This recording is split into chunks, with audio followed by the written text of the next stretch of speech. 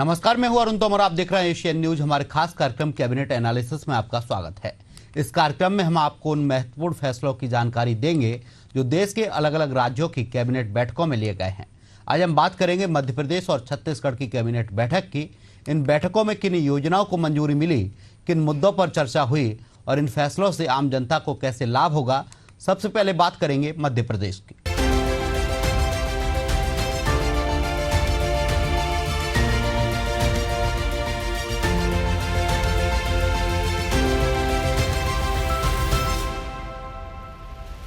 मुख्यमंत्री डॉक्टर मोहन यादव की अध्यक्षता में कैबिनेट बैठक संपन्न हुई। इस बैठक में राज्य के हित में कई अहम फैसले लिए गए हैं। इसके अलावा बैठक में नगरीय निकाय चुनाव प्रणाली में संशोधन करते हुए महापौर और अध्यक्ष का सीधे चुनाव कराने का फैसला लिया गया है। इसके साथ ही केंद्र सरकार द्वारा जीएसटी में राहत दिए जाने पर कैबिनेट ने प्रधानमंत्री नरेंद्र मोदी का धन्यवाद किया।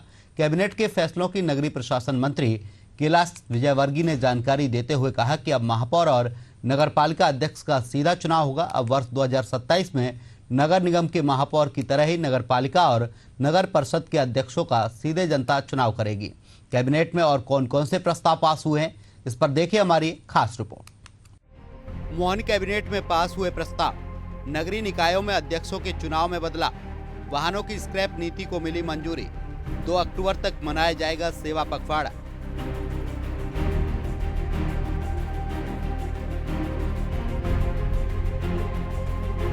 कैबिनेट के फैसलों की नगरीय प्रशासन मंत्री कैलाश विजयवर्गीय ने जानकारी देते हुए कहा कि अब महापौर और नगरपालिका अध्यक्ष का सीधा चुनाव होगा। अब वर्ष 2027 में नगर निगम के महापौर की तरह ही नगरपालिका और नगर परिषद के अध्यक्षों का भी सीधे जनता द्वारा चुनाव होगा। अब तक नगरीय निकाय चुनाव में पार्षद महापौर को चुनते थे, लेकिन अब संशोधन के बाद ऐसा नहीं होगा। राज्य सरकार द्वारा 17 सितंबर से 2 अक्टूबर तक गांधी जयंती तक सेवा पखवाड़ा चलेगा। 17 से 24 सितंबर तक रक्तदान और स्वास्थ्य शिविर लगाए जाएंगे। एक पेड़ मां के नाम एवं मां की बगिया के तहत पौधारोपण किया जाएगा। पर्व के दौरान नए नमो पार्क, नमो बाग, नमो वन, नमो उपवन बनाए जाएंगे। 27 सितंबर को नमो मैराथन आयोजित की जाएगी। पर्व के दौरान विकास मेले एवं प्रदर्शनी के अलावा विद्यार्थियों की प्रतियोगिता भी आयोजित की जाएगी। प्रधानमंत्री नरेंद्र मोदी के जीवन, व्यक्तित्व एवं कृतित्व पर आधारित प्रदर्शनी भी लगाई जाएगी। 22 सितंबर को नवरात्रि पर्व और 2 अक्टूबर को विजयादशमी पर्व मनाया जाएगा। 17 सितंबर से 2 अक्टूबर तक पूरे देश में आदि कर्मयोगी अभियान चलाया जाएगा। BS1 और BS2 गाड़ियां काफ़ी प्रदूषण पैदा करती हैं। इसके लिए स्क्रैप करने वाली संस्था को भी इंडस्ट्रीज में दी जाने वाली सुविधा का लाभ दिया जाएगा। जो व्यक्ति स्क्रैप करेगा उसको नई गाड़ी खरीदने पर मोटर का यान 50% की छूट दी जाएगी। हमारे देश के मध्यम श्रेणी के गरीब, महिला, युवाओं को हम तोहफा देंगे और जीएसटी को कम करके, और जो उन्होंने कहा वो करके दिखाया। और इसीलिए प्रधानमंत्री जी को आज कैबिनेट ने धन्यवाद भी दिया है। और निश्चित रूप से इससे आम आदमी को, किसानों को, MSME जो हमारे उद्योग हैं, मध्यम वर्ग, महिलाओं, सबके जीवन में एक स्वावलंबी बनने का अवसर प्राप्त हो रहा है। जैसे प्रधानमंत्री जी हमेशा कहते हैं आत्मनिर्भर भारत। आत्मनिर्भर भारत के लिए बहुत जरूरी है स्वदेशी के मार्ग पर देश चले, और स्वदेशी के मार्ग पर देश चलेगा तो हमारे स्थानीय इंडस्ट्रीज, हमारे हस्तकरघा, इन सब लोगों को इसका फायदा मिलेगा। तो बहुत जरूरी है कि जहां जीएसटी कम हुआ है वहाँ हमारे छोटे छोटे कलाकार, छोटे छोटे MSME के उद्योग, इनको मार्केट मिलेगा। और इसलिए जहाँ जीएसटी कम हुआ वहाँ हम इस दिवाली पे एक स्वदेशी का आंदोलन भी हम चलाएं। ये प्रधानमंत्री जी ने इच्छा प्रकट की थी। आज इस संबंध में हमारे प्रदेश के यशस्वी मुख्यमंत्री जी ने सभी से आग्रह किया है कि जीएसटी को समझें और जनता के बीच में चर्चा का विषय हो कि हमने जीएसटी कम करके समाज के हर वर्ग को लाभ पहुंचाने की कोशिश की है। माननीय प्रधानमंत्री जी PM मित्र पार्क का उद्घाटन करने 17 तारीख को धार जिले में आ रहे हैं। इस कार्यक्रम का जो थीम लाइन है वह है स्वस्थ नारी, स्वदेशी व एक पेड़ मां के नाम। साथ ही एक बगिया मां के नाम, पीएम जनमन योजना, धरती आबा जनजाति ग्राम उत्कर्ष अभियान और मिशन कर्मयोगी इसकी मुख्य थीम रहेगी।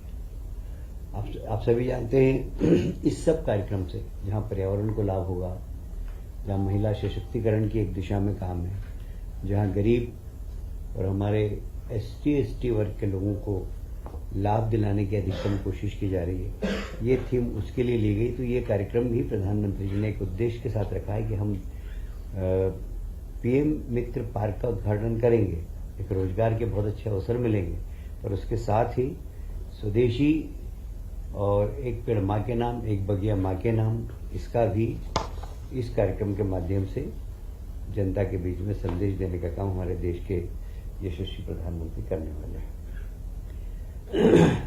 सेवा पखवाड़ा जो हम हर्षोल्लास मनाते हैं 17 सितंबर से 2 अक्टूबर तक, इस बार भी हम 17 से 2 अक्टूबर तक सेवा पखवाड़ा मनाएंगे। इसकी जो थीम है वही स्वच्छता उत्सव, शहर तथा ग्रामीण दोनों क्षेत्रों में, और विशेषकर शहरों में तो गार्बेज डिस्पोजल का काम काफी ठीक तरीके से हो रहा है और लोग प्रयास भी कर रहे हैं, पर ग्रामीण क्षेत्र में भी इसकी और करने की आवश्यकता है। तो हम ग्रामीण क्षेत्र में भी गार्बेज डिस्पोजल के लिए इस बार प्रयास करेंगे और ग्रामीण विकास मंत्रालय के साथ बैठकर इसके ऊपर हम एक थीम बनाएंगे। 5 कंपोनेंट पर फोकस किया गया है इसको। अस्वच्छ क्षेत्र का चिन्हित कर उन्हें स्वच्छ बनाना, सफाई मित्र सुरक्षा शिविर, हमारे सफाई मित्रों की सुरक्षा के पूरे जो भी संसाधन चाहिए वो लोकल बॉडीज सब उसकी पूरी करे, ये सब इस अभियान का हिस्सा होगा। प्रशासनिक अधिकारियों के साथ हम NGOs, पार्टी के पदाधिकारी, सामाजिक कार्यकर्ता सबके साथ बैठकर इस कार्यक्रम में सबको जोड़ने की कोशिश करेंगे। अभी अभी जो धार्मिक त्योहार आ रहे हैं, जैसे गणेश उत्सव गया, अब नवदुर्गा आने वाली है। नवदुर्गा के पूजा पंडालों में भी हम इस थीम के आधार पर पूजा पंडाल बनाएं, वहाँ पर स्वच्छता की चर्चा करें, वहाँ पर महिला सशक्तिकरण की चर्चा करें, वहाँ आत्मनिर्भर भारत की चर्चा करें, वहाँ पर स्वावलंबी भारत की चर्चा करें, वहाँ स्वदेशी की चर्चा करें। ये अपेक्षाएं हमारी, और इस प्रकार का वातावरण भी हम बनाएंगे। आप सभी जानते हैं कि पहले हमारे यहाँ डायरेक्ट इलेक्शन होते थे लोकल बॉडीज के, पर जब पिछली बार चुनाव हुए तो उस समय कोविड का सेशन था, तो सरकार ने डायरेक्ट से इनडायरेक्ट चुनाव कर दिए थे और उसकी बहुत सारी परेशानियों को लेकर हमें सामना करना पड़ रहा। अभी से हमने इस बार, जिससे कि अभी 2 साल हैं, लोग अपनी तैयारी भी कर सके, तो हम एक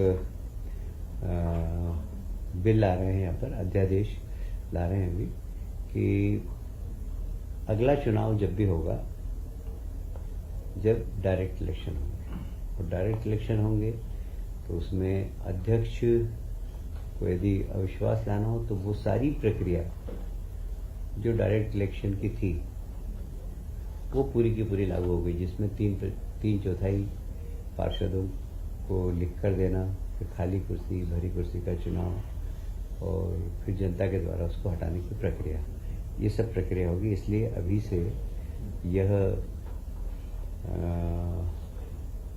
संशोधन हमने कर दिया है कि अगला चुनाव हो सीधे चुनाव की पद्धति से होंगे, जिससे लोग अपनी तैयारी भी कर सकते हैं। अभी 2 साल है, क्योंकि डायरेक्ट इलेक्शन लड़ना मतलब एक मिनी विधानसभा और मिनी लोकसभा के चुनाव हो जाते हैं, उसकी तैयारी लोग अभी से कर सके।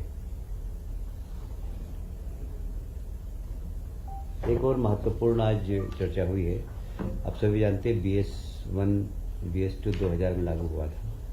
अभी पिछले दिनों पर्यावरण को लेकर काफी चिंता की गई थी। सुप्रीम कोर्ट ने भी कुछ गाइडलाइन दी थी और कहा था कि 15 साल के पुराने जितने भी व्हीकल्स हैं उसको समाप्त कर दिया जाए। तो एकदम समाप्त नहीं किए जा सकते। तो सरकार ने फिर कि कैसे हम BS1 और BS2 के जितने, कब तो BS5 तक पहुंचे हम, क्योंकि पहले तो बहुत धुआं निकलता था। अब हमने इस पर बहुत गाड़ियों में काफ़ी सुधार हुआ है और अब जितनी भी गाड़ी आ रही है वो BS5 के आ रही, पर BS1 और BS2 ये काफ़ी पोल्यूशन पैदा करते हैं। तो ये स्क्रैप कैसे हो, इसके लिए बहुत ज़रूरी है कि हम कुछ सुविधा दें। तो स्क्रैप करने वाली संस्था को भी अब इंडस्ट्री का लाभ दे रहे हैं। वो एक इंडस्ट्री है स्क्रैप करना, और इंडस्ट्री में जो सुविधा दे रहे हैं वो उसको भी मिलेगी। Point number 1। पॉइंट नंबर 2, जो व्यक्ति स्क्रैप करेगा वो जब नई गाड़ी, उसको सर्टिफिकेशन मिलेगा, और जब वो नई गाड़ी खरीदेगा तो उसको मोटर करयान पर 50% की छूट मिलेगी। जो भी व्यक्ति उस कार को, अपनी पुरानी गाड़ी को स्क्रैप करेगा तो उसको 50% मोटर करयान की छूट मिलेगी। तो इसलिए एक पर्यावरण की दिशा में सरकार का एक बहुत महत्वपूर्ण निर्णय है, और इसमें भारत सरकार भी ये चाहती है। भारत सरकार हमको हमारी मदद भी करेगी इसमें। भारत सरकार ने कहा है कि आप जितना भी इसमें सब्सिडी देंगे हम भी उसमें कुछ हिस्सेदारी करेंगे। तो भारत सरकार भी इसमें हमें सहयोग प्रदान करेगी, और मुझे लगता है कि यह पर्यावरण की दृष्टि से सरकार का एक बहुत बड़ा कदम है। अब बात करेंगे छत्तीसगढ़ की कैबिनेट बैठक की, जहां मुख्यमंत्री विष्णुदेव साय की अध्यक्षता में कैबिनेट की बैठक आयोजित की गई। डिप्टी सीएम अरुण साव ने कैबिनेट की बैठक की जानकारी देते हुए बताया कि रीता शांडिल को छत्तीसगढ़ लोक सेवा आयोग CGPSC के अध्यक्ष पद पर नियुक्त करने के प्रस्ताव का अनुमोदन किया गया है। साय कैबिनेट ने सेवानिवृत्त मीडिया कर्मियों की सम्मान राशि में वृद्धि करने का महत्वपूर्ण निर्णय लिया। कैबिनेट में और कौन कौन से प्रस्तावों को मंजूरी मिली है, इस पर देखिए हमारी एक खास रिपोर्ट। छत्तीसगढ़ कैबिनेट में पास हुए प्रस्ताव। रीता शांडिल की CGPSC अध्यक्ष पद पर नियुक्ति, सेवानिवृत्त मीडिया कर्मियों की सम्मान राशि में वृद्धि, बाढ़ प्रभावित जिलों के लिए राहत और पुनर्वास पैकेज, धान खरीदी की तैयारी और समर्थन मूल्य, त्योहारी सीजन में आवश्यक वस्तुओं की उपलब्धता, निवेश प्रोत्साहन से जुड़े प्रस्ताव हुए पास, विभिन्न विभागों से संबंधित नीतिगत निर्णय।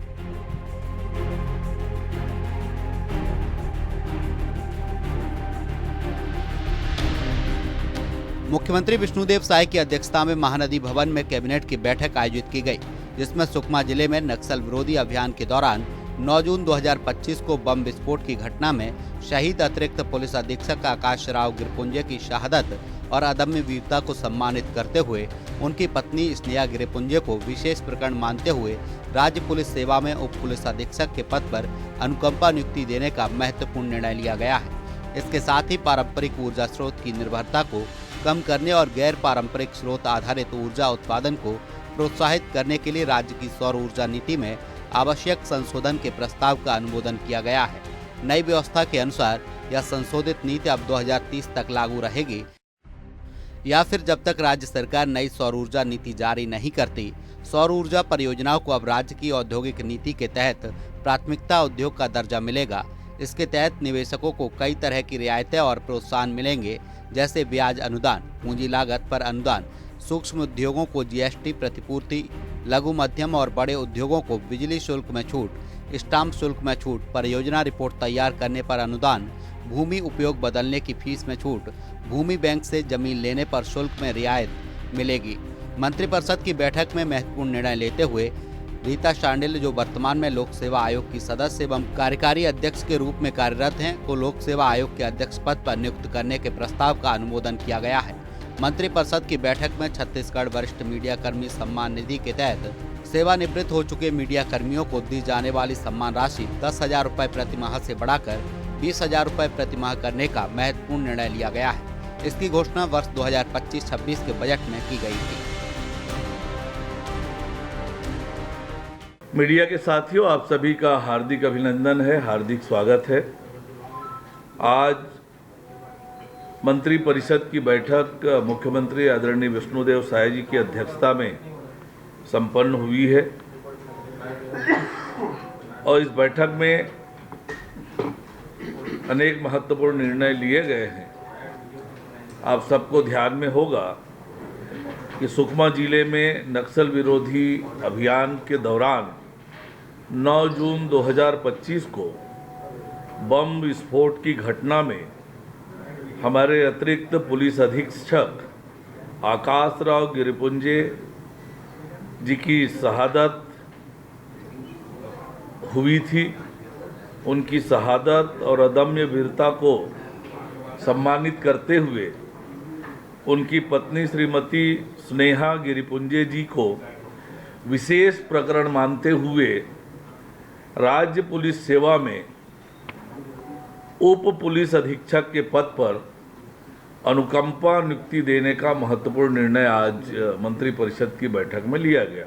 मंत्रिपरिषद की बैठक में पारंपरिक ऊर्जा स्रोत की निर्भरता को कम करने तथा गैर पारंपरिक स्रोत आधारित ऊर्जा उत्पादन को प्रोत्साहित करने के लिए राज्य की सौर ऊर्जा नीति में आवश्यक संशोधन के प्रस्ताव का अनुमोदन किया गया। अब नई नीति की अवधि अब 2030 तक लागू रहेगी या फिर जब तक राज्य सरकार नई सौर ऊर्जा नीति जारी नहीं करती तब तक। उद्योगों को मिलने वाला लाभ क्या होगा? तो सौर ऊर्जा परियोजनाओं को अब राज्य की औद्योगिक नीति 2024-30 जो लागू है उसी के अनुरूप प्राथमिकता उद्योग का दर्जा मिलेगा। इसके तहत निवेशकों को कई तरह की रियायतें और प्रोत्साहन मिलेंगे, जैसे ब्याज अनुदान, पूंजी लागत पर अनुदान, सूक्ष्म उद्योगों को जैसे मिलता है जीएसटी क्षतिपूर्ति, लघु मध्यम और बड़े उद्योगों को बिजली शुल्क में छूट, स्टाम्प में शुल्क में छूट, परियोजना रिपोर्ट तैयार करने पर अनुदान, भूमि उपयोग बदलने की फीस में छूट, भूमि बैंक से जमीन लेने पर शुल्क में रियायत मिलेगी। अनुसूचित जाति, जनजाति, दिव्यांग, वरिष्ठ नागरिक और तृतीय लिंग समुदाय के उद्यमियों को जमीन के प्रीमियम में छूट, दिव्यांगों को रोजगार देने पर अनुदान, मेगा और अल्ट्रा मेगा प्रोजेक्ट के लिए विशेष पैकेज का प्रावधान किया गया है। मंत्रिपरिषद ने एक और महत्वपूर्ण निर्णय लेते हुए सुश्री रीता शांडिल्य, जो कि वर्तमान में लोक सेवा आयोग के सदस्य एवं कार्यकारी अध्यक्ष के रूप में कार्यरत हैं, को लोक सेवा आयोग के अध्यक्ष पद पर नियुक्त करने के प्रस्ताव का अनुमोदन किया गया है। मंत्रिपरिषद ने एक और महत्वपूर्ण निर्णय लेते हुए छत्तीसगढ़ वरिष्ठ मीडिया कर्मी सम्मान निधि के तहत सेवानिवृत्त हो चुके मीडिया कर्मियों को दी जाने वाली सम्मान राशि 10,000 रुपये प्रति माह से बढ़ाकर 20,000 रुपये प्रति माह करने का महत्वपूर्ण निर्णय लिया गया। इसकी घोषणा वर्ष 2025-26 के बजट में की गई थी। मध्य प्रदेश और छत्तीसगढ़ की हाल ही की कैबिनेट बैठकों में कई महत्वपूर्ण और रणनीतिक फैसले लिए गए हैं, जो सीधे तौर पर राज्य के विकास, नागरिकों की भागीदारी और प्रशासनिक पारदर्शिता को प्रभावित करेंगे। मध्य प्रदेश में महापौर और नगरपालिका अध्यक्ष के सीधे चुनाव से लोकतंत्र में नई ऊर्जा आएगी। जनता को अब सीधे अपने प्रतिनिधियों को चुनने का अधिकार मिलेगा, जिससे नगरीय प्रशासन अधिक जवाबदेह और पारदर्शी होगा। साथ ही जीएसटी में राहत से व्यापार और उद्योग को प्रोत्साहन मिलेगा, जो राज्य की अर्थव्यवस्था के लिए लाभकारी साबित होगा। वहीं छत्तीसगढ़ की कैबिनेट में हुई महत्वपूर्ण नियुक्तियां और सेवानिवृत्त मीडिया कर्मियों के सम्मान में वृद्धि राज्य में प्रशासनिक न्याय और सामाजिक सम्मान की भावना को मजबूत बनाएगी।